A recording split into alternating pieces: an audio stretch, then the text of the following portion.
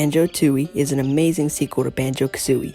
With the exact same moveset with some extra moves along with it, Banjo-Tooie found a way to be the perfect sequel to Banjo-Kazooie. This is included with the worlds. However, out of the 8 worlds, Grunty Industries is the most hated. Because of the complex floors, it's really difficult to get around this place.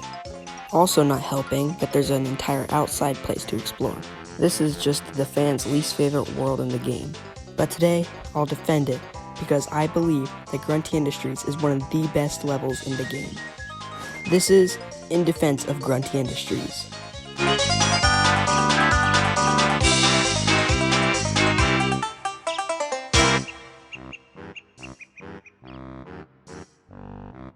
Alright, so to start, the first thing you need to do is go activate the train in Grunty Industries. The doors to get inside are closed, so this is the only way inside. It's kind of weird having to backtrack, but it actually is a really great puzzle.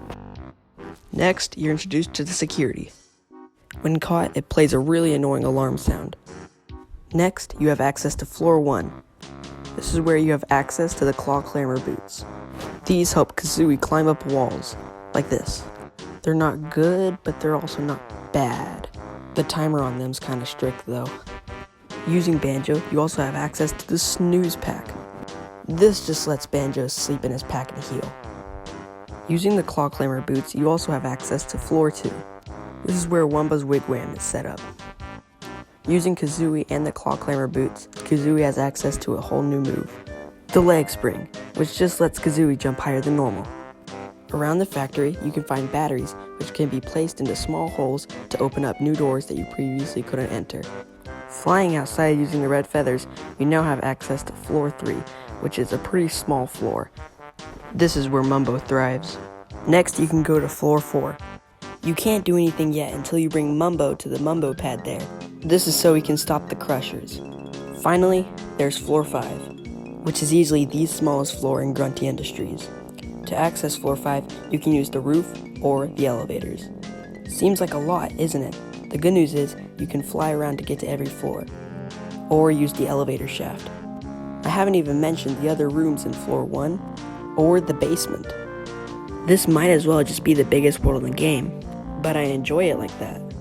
Collectathons are meant for exploring, so when there's a bigger world, there's more to explore, which means more fun to be had. That's why I enjoy Banjo-Tooie's worlds more. I spend more time in these worlds, making me like them even more. Most Banjo-Kazooie worlds can be beaten in about 30 minutes, making a lot of the worlds forgettable. However, most worlds in Banjo-Tooie are really big, making them unforgettable. And that's why I really like Grunty Industries. The world's big, and I remember it way more. Next, let's talk about the transformation in this world, the washing machine. The washing machine can roll around fast, and can shoot underwear. It also is the only thing in this world that can access the elevator. The most notable jiggy it's used for is cleaning the rabbit's clothes. I'm going to be honest, it's not that fun. Overall, this transformation is easily the best in the game for how it's used and for how fast it can be. My only gripe with it is that it can't use the teleporters like Banjo and Kazooie. Overall, the washing machine is really great. Next, what's Mumbo doing in this world? Well, he can 1. Deactivate the magnet inside the electromagnet chamber, and 2. Deactivate the wall crushers in floor 4. I find the fact that the only thing Mumbo can do in this world is deactivate things to be really disappointing. Deactivating something isn't as cool as like bringing something back to life like in Hailfire Peaks, or summoning a statue in Mayhem Temple. Mumbo has huge wasted potential in this world, because let's be honest, deactivating things isn't really the coolest thing in the world. Okay, so I'm supposed to be defending this world, but I've been bringing up the negatives. Why is that? Well, I'm trying to be as fair as possible. It's not really fair to only bring up the positives of this world, when there's a bunch of negatives that highlight why the fans hate this world so much. But how about we bring up a positive? What's something really good in this world? Oh, I know. What about the boss of this world? Welder. If you want an example for a good 3D platforming boss, go to Welder. Welder is challenging, but not too hard to overwhelm the player.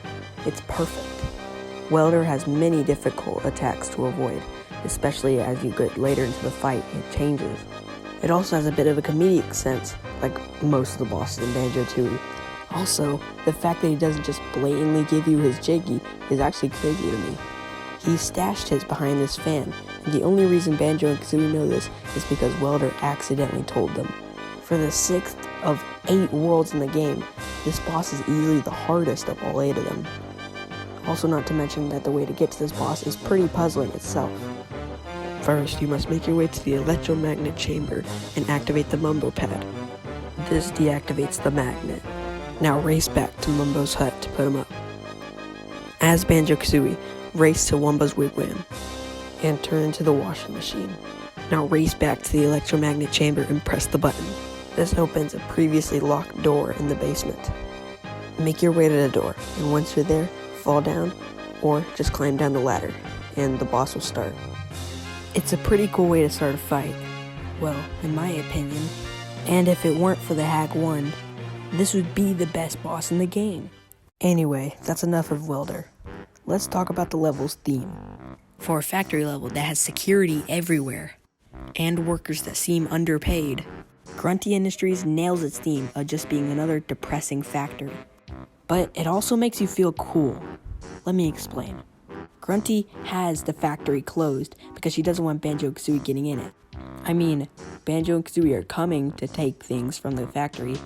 I would close it down too. So when you sneak in from the train, it makes you feel pretty cool because you just tricked Grunty after all. Now, you have everything to yourself. And now it feels that almost everything in the factory is trying its best to stop you. This may be with enemies, crushers, acid. Everything in this factory is making sure you leave empty-handed. Too bad they fail. Alright, that's enough of the theme. Let's look at something else. Now what I want to do is compare this level to other levels in Banjo Tooie. I'll compare them by aesthetic, the bosses, and the moves learned in the level. Let's start with Glitter Gulch Mine. Glitter Gulch Mine's my second least favorite level in the entire game, so this should be an interesting take. Grunty Industries has 4 floors that all feel unique to each other based off of the aesthetic. Glitter Gulch Mine is huge with a bunch of rooms and everything looks the same based off the aesthetic. I think Grunty Industries won this one. Grunty Industry moves range from okay-ish to barely used. Glitter Gulch Mine has a move that's pretty good, but usually is only used for puzzles. Glitter Gulch Mine won this one. Glitter Gulch Mine has a terrible boss, while Grunty Industries has one of the best bosses in the game. Yeah, I think Grunty Industries won this one. Next, let's compare Pterodactyl Land. This is my actual least favorite level. Maybe I should choose better levels. Pterodactyl Land has a world that feels really big and empty because of the Daddy T-Rex transformation.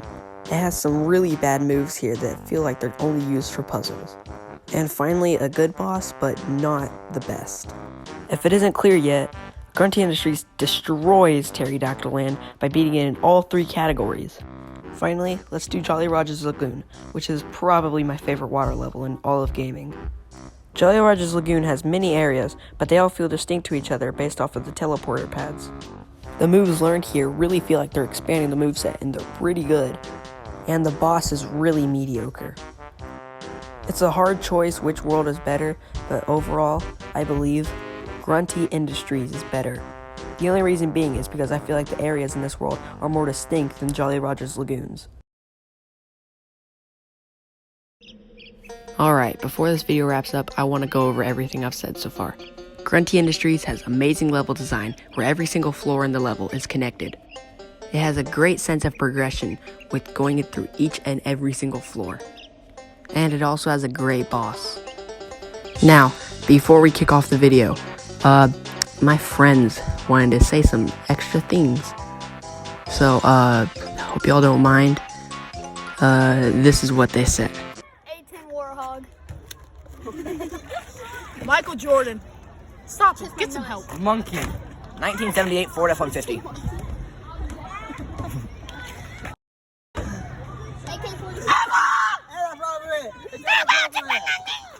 Alright, and that's it. Thank you for listening to this review of Grunty Industries. The game is Banjo Tooie, if you didn't know by now. All right then. See you guys later.